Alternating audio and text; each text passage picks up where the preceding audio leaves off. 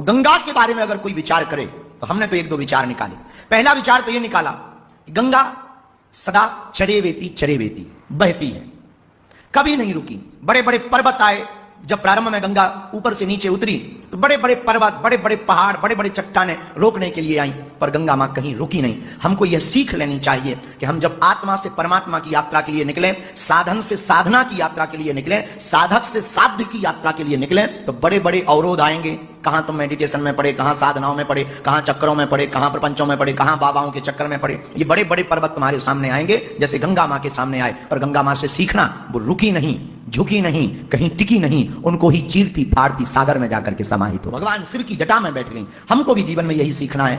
बहुत से संकट हमें रोकने आएंगे, हमें रुकना नहीं है। हर हाल में हम जब तक अपने परमात्मा को पा ना लें तब तक अनवरत चलते रहें। गंगा मां से दूसरी शिक्षा, गंगा मां अति निर्मल है, और निर्मल इतनी है कि पूछो ही मत। और निर्मलता का सिद्धांत भी हम लोगों के जीवन में उतारना चाहिए। भगवान शिव के सिर पर जटाओं में गंगा मां तभी समाहित हुई जब उनमें दूसरा गुण निर्मलता है।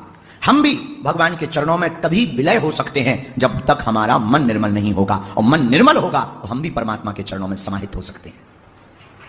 ये गंगा से दूसरी शिक्षा।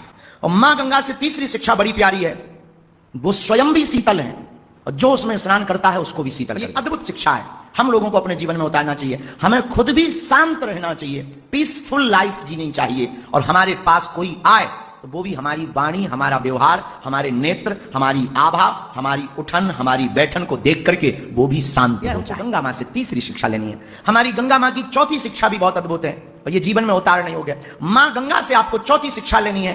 गंगा जल का एक बहुत अद्भुत गुण है, कभी खराब नहीं होता। कितने भी वर्षों तक रख लो वो कभी खराब नहीं होता।